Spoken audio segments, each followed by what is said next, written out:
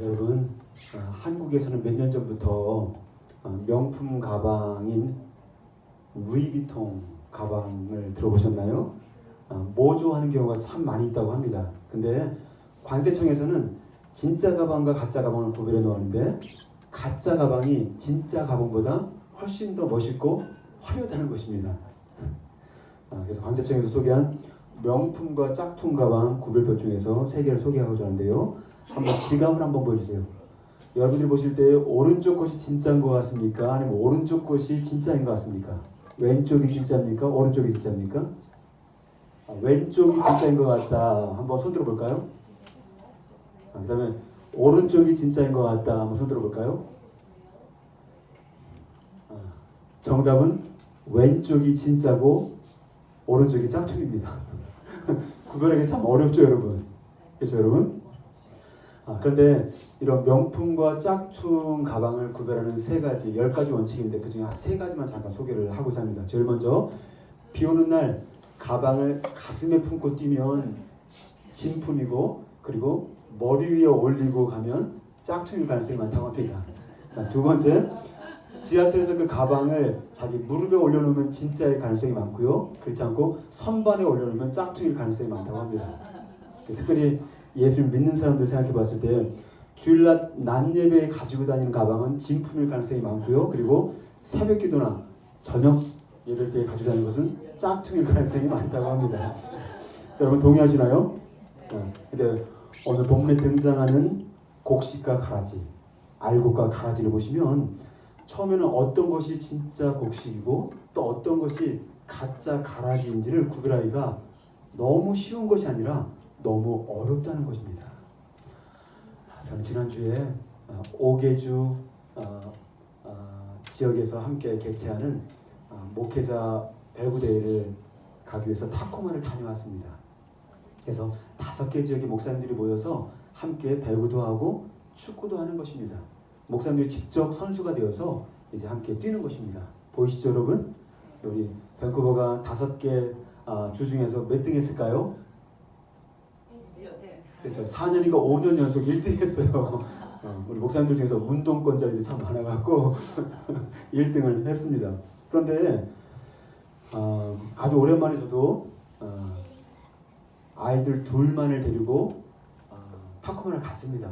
그래서 타코마를 가서 이제 숙소에 가서 이제 짐을 풀기 시작했는데, 저는 이제 어떤 관심이냐면 이제 오신 목사님들과 인사를 나누고 교제를 하고, 그리고 이제 배구대회를 어떻게 잘할 것인가라는 어떤 관심들이 있었습니다. 그런데 저와는 다르게 우리 아이들은 관심이 전혀 다른 것을 보게 됩니다. 우리 아이들이 오자마자 와이파이가 무엇인지, 그 다음에 그 숙소에 운동시설은 괜찮은지 살펴보고, 그리고 아빠 내일 어디 가서 점심 먹는 거야? 먹는 거에 대해서 아주 특별한 관심을 갖고 있는 것을 제가 보게 되었습니다. 근데 오늘 가라지비를 딱 보시게 되면, 곡식과 가라지비를 보시면 주인의 관심과 종의 관심이 정말 큰 차이가 있음을 보게 됩니다. 제일 먼저 그 종들에게 있는 관심을 크게 끈 것은 바로 무엇이냐면 바로 가라지였습니다. 한번 27절 같이 한번 우리 읽겠습니다. 시작. 집주인의 종들이 와서 말하되 주여 밭에 좋은 씨를 뿌리지 아니하였나이까? 그런데 가라지가 어디서 생겼나이까? 하면서 28절은 뭐냐면 우리가 가서 이것을 뽑기 원하십니까? 라고 물으니까 집주인의 종들에게 있어서 뭡니까? 가라지는 보자마자 뽑아버리고, 가라지는 종들이 볼 때에는 어떻게 하는 겁니까? 그냥 제거해야 될 대상에 불과하다는 겁니다. 그러니까 종들에게는 다른 것이 아니라 가라지가 제일 먼저 들어왔어요. 그리고 그것을 뽑아버릴까요? 이렇게 이야기를 합니다. 그랬더니 주인께서 뭐라고 얘기합니까? 29절에 같이 한번 보겠습니다. 시작. 주인이 이르되 가만두라. 가라지를 뽑다가 곡식까지 뽑을까 염려하노라. 오히려 집주인은 가라지를 뽑다가 밀까지 정말 뽑힐까봐 걱정한다, 염려한다라고 얘기를 하고 있습니다. 여러분, 이스라엘 지방에서 실제로 밀농사를 지을 때 어떻습니까? 이 밀이 전체 열매를 맺히기 전에 가라지를 뽑아버리게 되면 어떻습니까? 이 가라지가 밀과 함께 뿌리가 얽혀져 있기 때문에 열매를 맺지 않은 밀이 함께 뽑혀져 버려서 죽는다는 겁니다. 그래서 집주인의 관심은 무엇입니까? 가라지를 뽑는 것으로 말미암아 진짜 알곡, 진짜 밀곡식이 다치거나 미리 뽑혀져 죽는 것을 원치 않는다는 거예요, 여러분. 그러나 종들의 관심은 무엇입니까? 그냥 가라지 뽑을까요? 그냥 가라지 뽑고 싶은 거예요. 뽑아야 될 것 같은 생각이 들었던 것을 보게 됩니다. 여러분, 제가 어렸을 때 시골에서 살았는데요. 시골 살다 보면 여러분 혹시 잘 구별할 수 있습니까? 벼와 피살이라고 그러죠. 한번 피살이를 해보신 분 한번 손 들어볼까요? 피살이 해보셨다. 피살을 이렇게 안 해보셨어요? 우리 교장 선생님도 안 해보셨어요? 귀하게 잘하셨네요. 저는 사남 일녀 중에 막내이긴 하지만 저는 잔심부름을 많이 했어요. 그럼에도 불구하고 여름엔 일손이 너무 바쁘기 때문에 여기 보는 것처럼 피살이를 도와야 됩니다. 그래서 제가 설명을 들었어요. 이것은 벼고 저것은 피다. 그러니까 피를 뽑아야 된다라고 했는데 솔직히 제가 그 당시에 국민학교 시절이죠. 국민학교 2학년, 3학년 때이기 때문에 피살이를 하긴 해야 되는데 설명을 들었어도 전혀 구분이 안 되는 거예요. 그래서 제가 어떻게 했냐면 오히려 더 크고 키가 크고 더 멋지게 보이거나 튼실한 거 그것을 제가 뽑아버렸어요. 왜냐면 오히려 피가 더 튼실하고 더 이렇게 화려하게 보인다고 했거든요. 근데 모르겠어요. 그 당시에 하여튼 너무너무 어려웠어요. 제가 볼 때는. 근데 여러분 마찬가지로 가라지는 열매를 맺기 전까지는 밀곡식과 너무나 흡사합니다. 그래서 잘못해서 가라지를 뽑다가는 그것이 진짜 밀곡식일 수 있음을 우리는 볼 수가 있습니다. 여기서 집주인은 어떻게 합니까? 가만 내버려 둬라. 내비둬. 그냥 가만 두라. 건들지 마라. 응? 여러분 이게 무슨 얘기입니까? 집주인이 그 종들에게 내비둬. 가만둬 라고 하는 것은 무엇입니까? 종들의 입장에서 진짜 가라지라고 생각해서 뽑는다고 하지만 집주인의 입장에서는 진짜 그것이 진짜 가라지인지 아닌지를 객관적으로 볼 때 믿을 수 없다는 거예요. 따라서 오늘 곡식과 가라지, 알곡과 가라지비를 여러분들이 보실 때 우리가 정말 주의해야 될 필요성이 있는데요. 이것은 바로 이것은 곡식이고 저것은 가라지다. 이것은 알곡이고 저것은 가라지다라고 하는 그것을 감별하는 법을 배우라고 이 비유를 준 것이 아니라는 거예요. 근데 너무나 많은 성도님들이 교회 안에서 저 사람은 가라지인 것 같아. 저 사람은 알곡인 것 같아. 여러분 그렇게 생각해 본 적 있어요? 없어요?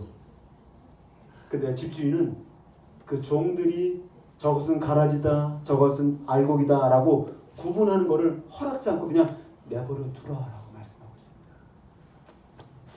저는 이것을 보면서 어떤 마음이 들었냐면요. 그렇구나. 결국은 오늘 천국에 대해서 우리에게 비유를 해주고 있잖아요, 여러분. 그래서 하나님 나라를 세워감에 있어서 정말 예수님의 진짜 관심이 무엇인지를 우리에게 보여주고 있다는 마음을 가지게 되었습니다. 이 세상 한가운데 하나님 나라가 세워져 나갈 때 진짜 예수님의 관심은 가라지를 제거하는 것. 여기서 가라지가 뭐라고 합니까? 악한 자의 아들들, 마귀의 자녀들이다라고 얘기했거든요. 마귀의 자녀들을 제거하는 것이 예수님의 제일 우선순위 관심이 아니라 오히려 어떻습니까? 곡식, 알곡인 하나님의 자녀들이 뽑히지 않고 잘 보호가 되고 튼실하게 열매 맺는데 관심이 있으시구나라는 것을 좀 보게 됩니다. 우리 마태복음 18장 같이 한번 7절 읽어보겠습니다. 시작. 실족하게 하는 일들이 있음으로 말미암아 세상에 화가 있도다. 실족하게 하는 일이 없을 수는 없으나 실족하게 하는 그 사람에게는 화가 있도다. 우리가 하나님 나라를 확장시키기 위해서 교회 안에서 많은 일들을 행하기도 하고 또 선교를 하기도 하고 전도를 하기도 하고 봉사를 하기도 합니다. 그러나 모든 것을 하는 것에서 원칙이 있다면 무엇입니까? 믿음이 연약한 자들이 실족하지 않도록 배려해야 된다는 것입니다. 할렐루야. 우리 14절을 같이 한번 보겠습니다. 시작. 이와 같이 작은 자 중에 하나라도 잃는 것은 하늘에 계신 너희 아버지의 뜻이 아니니라. 여러분 여기에 작은 자라는 표현이 있잖아요. 근데 저는 이사야서 말씀이 생각나더라고요. 이사야서 60장 정도에 보면 어떤 말씀이 나오냐면 작은 자가 천명이 되고 약한 자가 강국을 이루리라. 하나님의 관점에서 볼 때는요, 작은 자와 약한 자가 천명이 되고 강국이 될 것이다. 하나님의 때가 되면 나 여호와가 속히 이룰 것이다. 따라서 성경에서 작은 자는요 천명인 것입니다. 성경에서 약한 자는요 강자인 것입니다. 할렐루야. 따라서 오늘 곡시가 가라지비를 통해서 우리에게 주는 첫 번째 레슨이 있는데요, 가라진 악한 마귀의 자녀들에게 집중하지 말고 오히려 알고 긴 하나님의 자녀들을 지키고 보호하는 일에 집중하라라고 우리에게 말씀하고 있습니다. 저는 말씀을 보면서 어떤 마음이 들었냐면요, 그렇구나, 하나님 나라에서 복음의 원리는 바로 무엇일까?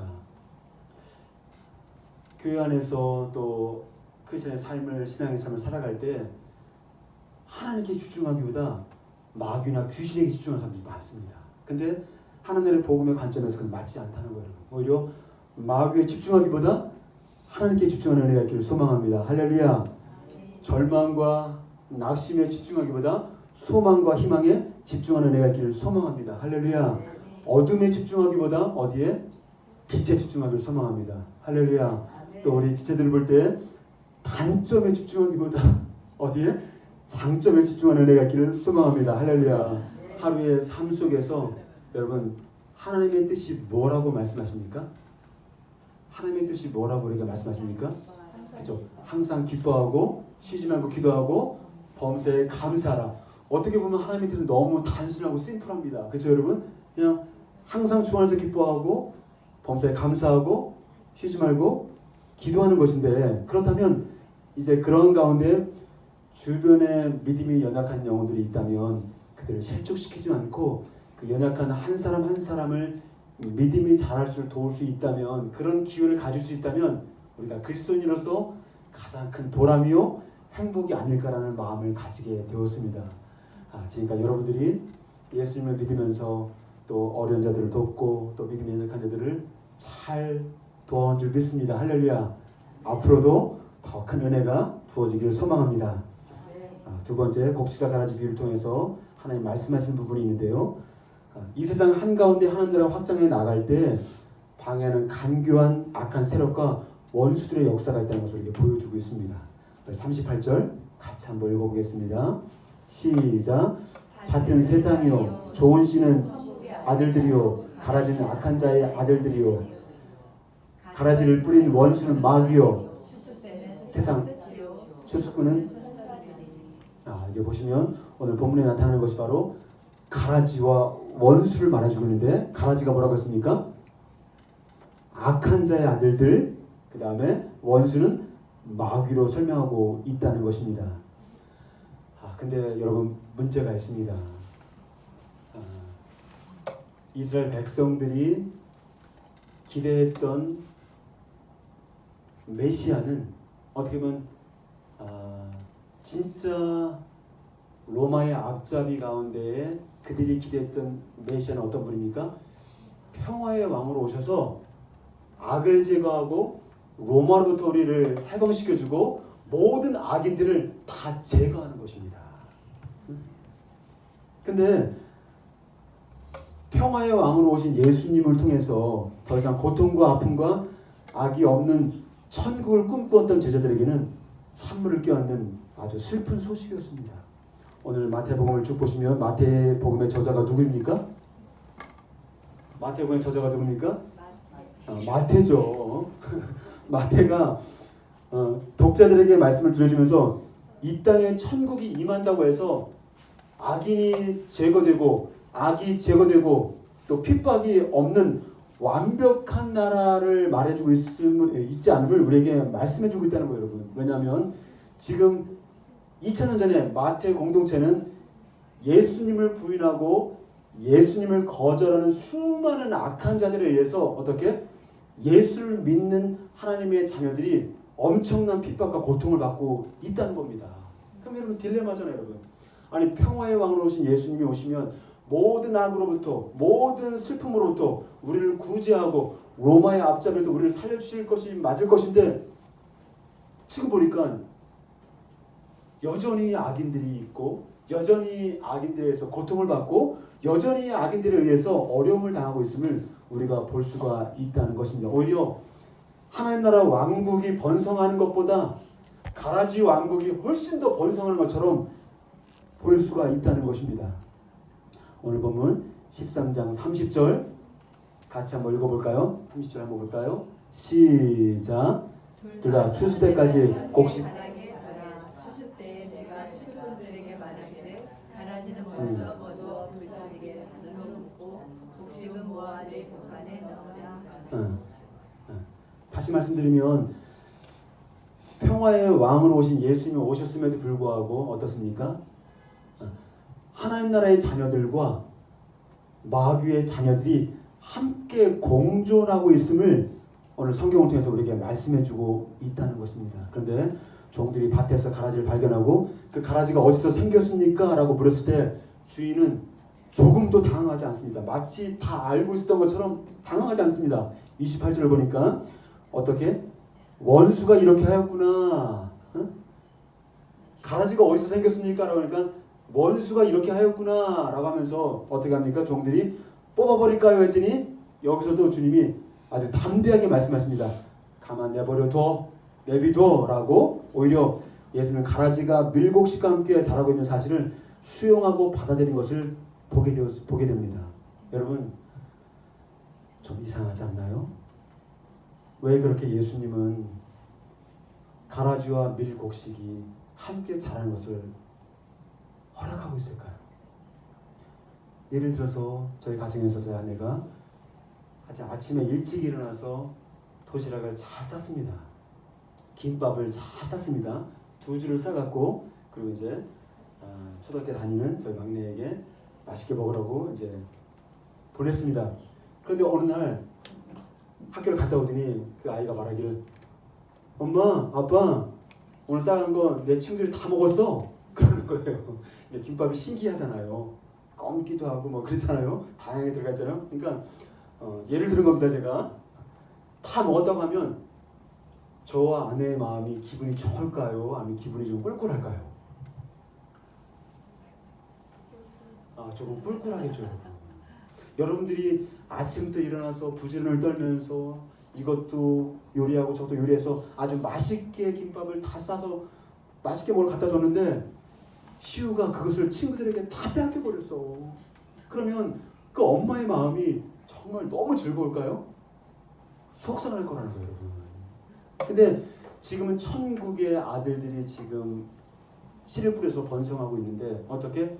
밤에 와서 악한 자의 아들들 마귀가 뿌려서 가라지가 생겨서 천국의 자녀들과 악의 자녀들이 함께 오고 있다는 겁니다. 어떻게 보면 그냥 보이는 대로 악의 자녀들을 가라지를 뽑아버리면 문제가 되지 않을 것 같아요, 여러분. 근데 오히려 지금은 뭡니까? 하나님의 자녀들과 악의 자녀들이 함께 공존하도록 주님이 허락을 하고 있다는 것입니다. 전 집주인이 말하기를 원수가 이렇게 하였구나 라는 한마디에 인간이 하나님을 향하여서 질문할 수 있는 모든 악의 문제, 모든 고난의 문제, 또 모든 고통의 문제가 고스란히 다 녹아있다는 생각이 들었습니다. 왜 그럴까요, 여러분? 여러분 한번 질문을 생각해 보세요. 왜 믿는 자에게 고난과 핍박이 다가올까요, 여러분?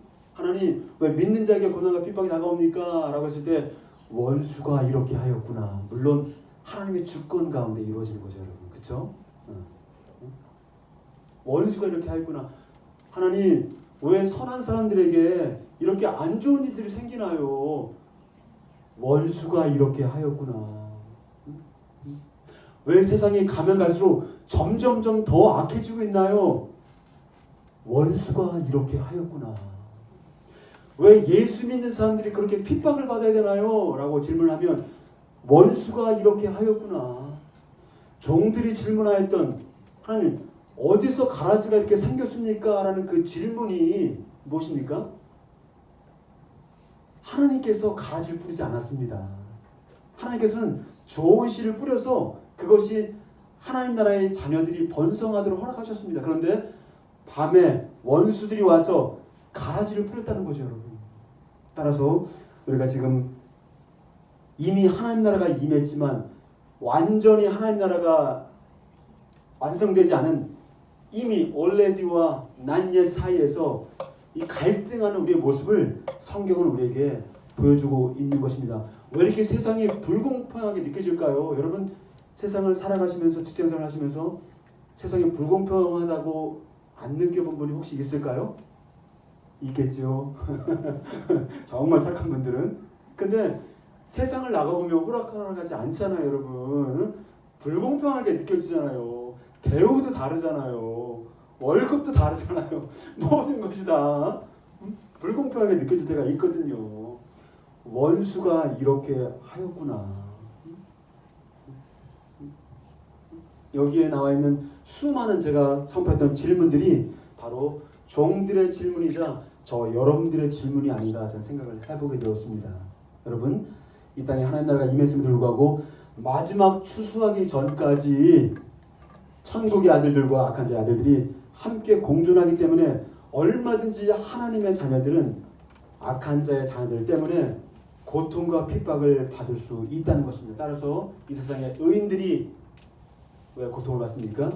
악인들이 존재하기 때문에 고통을 당하게 된다는 것입니다. 그럼 저는 생각해 볼 때 하나님께서 악인들을 다 제거해버리고 진짜 순종하는 사람 다 제거해버리고 모든 가라지들을 다 제거해버리면 얼마나 좋을까라는 인간적인 관점에서 생각할 수도 있을 것 같습니다. 그러나 주님의 관점에서 봤을 때 뭡니까? 열매를 맺기 전에 가라지를 뽑지 말라고 했던 건 바로 무엇이냐면 오히려 그렇게 가라지와 밀곡식이 함께 공존하며 있는 그 시간을 통하여서 어떤 겁니까? 하나님은 그 고난과 핍박의 시간을 통해서 천국의 자녀들이 훨씬 더 놀랍고 풍성한 열매를 맺을 수 있도록 만들어가는 시간이 된다고 하는 것입니다. 여러분 하나님 나라는 어떻습니까? 역설적입니다. 왜 역설적일까요? 하나님은 가룟 유다의 악을 사용하셔서 십자가와 부활이라는 놀라운 영광을 얻으셨습니다. 하나님은 형들의 악을 사용하셔서 요셉을 연단의 사람으로 다듬으셔서 이스라엘을 구원하게 하셨습니다. 오늘 곡식과 가라지를 통해 우리에게 주신 두 번째 레슨인데요. 함께 따라서 할게요. 하나님은 우리를 가라지와 공존하게 하셔서 더 성숙한 알곡으로 열매 맺게 하십니다. 저는 곡식과 가라지 비유를 보면서 개인적으로 신앙의 위기가 언제일까라는 생각을 하게 됩니다. 여러분 생각해 보세요. 여러분이 생각할 때 내 개인 신앙의 위기가 언제일까라는 생각을 한번 해보시게 됩니까? 저는 영적 긴장감이 떨어질 때가 개인의 신앙의 위기가 찾아오는 때라고 생각을 합니다. 점점점 기도할 필요를 느끼지 못하게 되고 기도 제목이 점점 줄어들게 되고 또 그러므로 주님을 대면하는 기도의 호흡이 약해질 때가 바로 신앙의 위기를 경험할 때가 아닌가 생각을 하게 됩니다. 여러분 신앙의 위기는 어떨 때 또 올까요? 고난과 핍박이 사라질 때 찾아옵니다. 1910년대, 20년대, 1907년에 평양 예루살렘 부흥을 여러분 기억하십니까? 원산 부흥부터 시작해서 굉장히 놀라운 부흥이 북한 땅에서 일어났습니다. 그런데 가장 일제시대 때 핍박이 심했을 때 어떻습니까? 우리의 선조들은 가장 신앙의 아름다운 꽃을 피우게 되었습니다. 그때 핍박이 가장 심할 때 또 고난이 가장 심할 때에 가장 위대한 믿음의 순교자들이 배출이 되었습니다. 따라서 적절한 고난과 핍박은 우리를 깨어있게 만들며 믿음의 성장과 아름다운 열매 맺을 수 있도록 좋은 토양을 만들어 주는 것입니다. 이번 한 주도 영적 긴장감을 가지고 믿음에 굳게 서서 깨어있는 한 주가 되기를 축복합니다. 할렐루야. 이제 세 번째 마지막으로 곡식과 가라지 비의 핵심은 바로 이것인데요. 잘 들어보세요. 알곡과 가라지를 누가 구별합니까? 본문에서는 종들이 구별을 하려고 했잖아요, 여러분. 그렇죠? 근데 하지 말라고 가만 두라고 했어요, 여러분. 그렇죠? 결국 누가 알곡이고 누가 가라지인지를 누가 결정합니까? 주인이 결정한다는 거예요. 그 누가 심판합니까? 주인이 하나님 나라의 천사를 통하여서 추수권을 누가 하는 겁니까? 천사들이 한다는 거죠. 하나님께서 사용하셔서. 따라서 내가 볼 때 우리 교회 안에서 또 신앙생활 하면서 내가 볼 때 가라지라고 생각했다 할지라도 나중에 진짜 열매 맺는 것을 보면 그 사람이 누구야? 진짜 알곡이 될 수 있다는 거예요. 이해가 되십니까? 오늘 곡식과 가라지 비유는 굉장히 충격적인 비유인데요. 바리새인들은 누가 봐도 알곡이라고 생각했습니다. 바리새인들은 누가 봐도 천국 갈 사람들 생각했습니다. 그런데 오히려 창기였고 세리였고 또 그 다음에 누굽니까?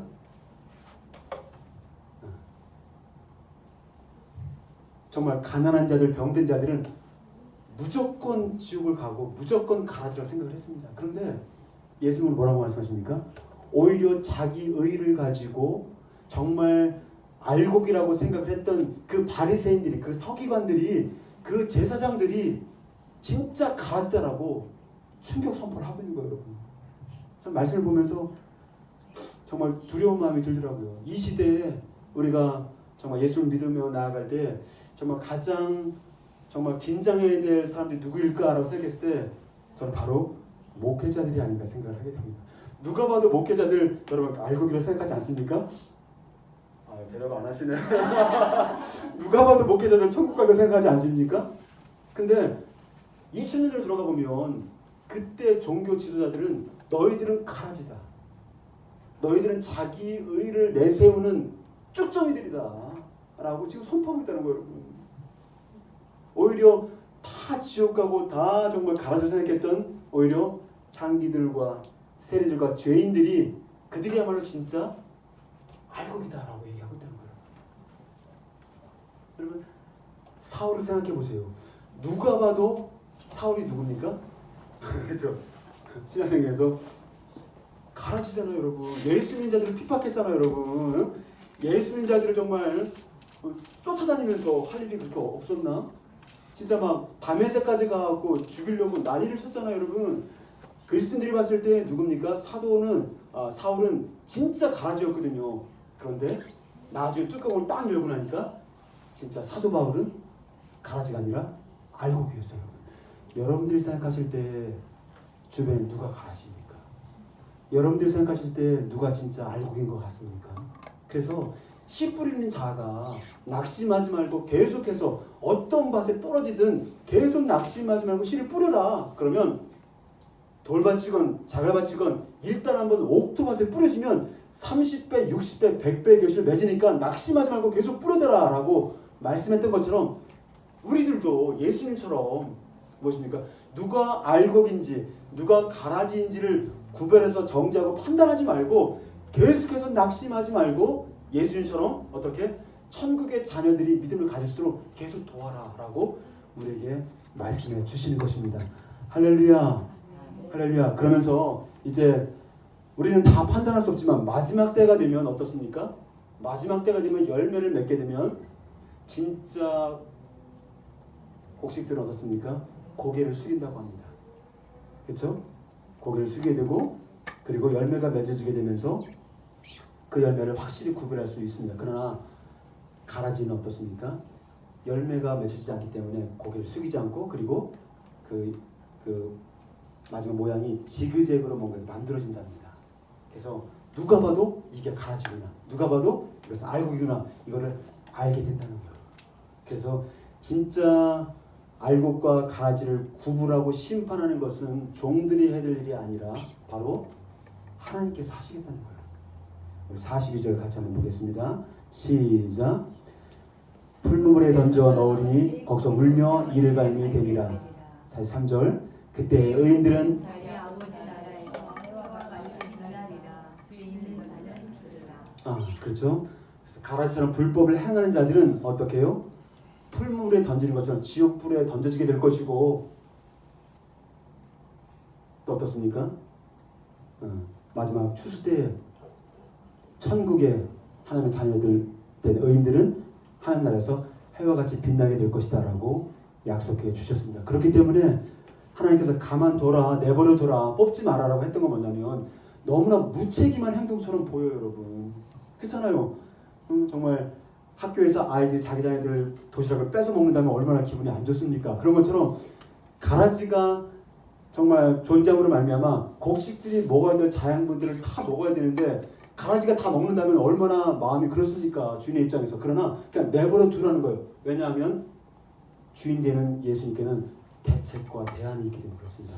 마지막 날에 니들이 번성하건 뭐하건 영양분을 먹건 말건 마음대로 해라. 악한 자의 자녀들은 니들이 번성하든 멀든 마음대로 번성하든 다 해라. 그러나 마지막 날에 내가 열매로 판단할 텐데 그때는 어떻게 했습니까? 가라지는 다 걷어져서 풀무불 지옥불에 집어던지고 나머지 의인들은 하나님 나라에 보내겠다고 우리에게 말씀해 주시는 것입니다. 오늘 가라지비를 통해 우리에게 주신 세 번째 레슨은 무엇입니까? 가라지 인생은 지옥불에 던져지고 알곡 인생은 아버지 나라에서 해와 같이 빛날 것이라고 약속해 주셨습니다. 말씀을 마무리할게요. 사진 한번 보여주세요. 제가 3년 전에 이제 이사하기 전에 하우스에 살았었는데요. 하우스 2층에 살았거든요. 근데 그 옆에 약간의 그 땅이 있었어요. 그래서 이제 풀도 많이 나고 잡초도 많이 나는데 그것을 다 뜯어내고 갈아엎어서 어떻게 했습니까? 옥토바스로 갈궜습니다. 그리고 거기다가 토마토도 심고 고추도 심고 오이도 심고 또 상추도 심었습니다. 그래서 매일같이 물을 주고 또 뭐 물을 안 주면 또 혼나기도 하고 또 거름도 갈아주고 하면서 아주 제가 할 수 있는 정성을 다 했습니다. 근데 그렇게 한 이유가 무엇일까요? 방울토마토 열매 따먹으려고. 고추가 자라면 그거 고추장에 찍어 먹으려고. 결국은 그렇게 공을 들였던 이유가 있다면 열매를 바라보고서 그렇게 제가 했다는 거죠. 근데 마태복음 7장 20절에 예수님은 말씀하시기를 나는 그들의 열매로 그들을 알리라라고 얘기합니다. 결국 곡식과 가라지는 마지막 추수 때에 그들의 열매로 판결이 났음을 볼 수가 있습니다. 따라서 예수님 우리에게 말씀하시기를 연모 15장 5절을 통해서 같이 한번 읽을까요? 시작. 나는 포도나무요 너희는 가지라. 그가 내 안에 그 안에 거하면 사람이 열매를 많이 맺나니 나를 떠나서 너희가 할 수 없습니다. 나를 떠나서는 아무것도 할 수 없습니다. 처음에 말씀을 이렇게 볼 때요. 계속 읽는데 마지막에 나를 떠나서는 apart from me you do not nothing. 너는 아무것도 할 수 없다. 나를 떠나서는 아무것도 할 수 없다는 것이 계속 귓가에 맴돌더라고요. 여기서 열매를 맺게 하시는 주체가 누구입니까, 여러분? 내가 열매를 맺나요? 아니면 포도나무 대신 예수님이 열매를 맺나요? 포도나무 되는 예수님께서 열매를 맺고 있죠. 여러분, 내 안에서 생명의 열매를 맺으시는 주체가 내가 아니라 예수님이라는 사실입니다. 할렐루야. 저는 이 사실이요 너무너무 감사하게 여겨지고 참 복음처럼 여겨졌습니다. 왜냐하면 만약에 예수님께서 저에게 오셔서 경주야 너 스스로 생명의 열매를 맺어라. 응? 내가 너희가 열매를 많이 맺으면 내가 너를 상을 줄 테니까 너 스스로 네 힘으로 열매를 많이 맺어라라고 저를 강요한다면 어땠을까요? 저는 엄청 힘들었을 것 같습니다. 왜냐하면 저는 스스로 열매를 맺지 못하는 가라지 인생이었기 때문에 그렇습니다.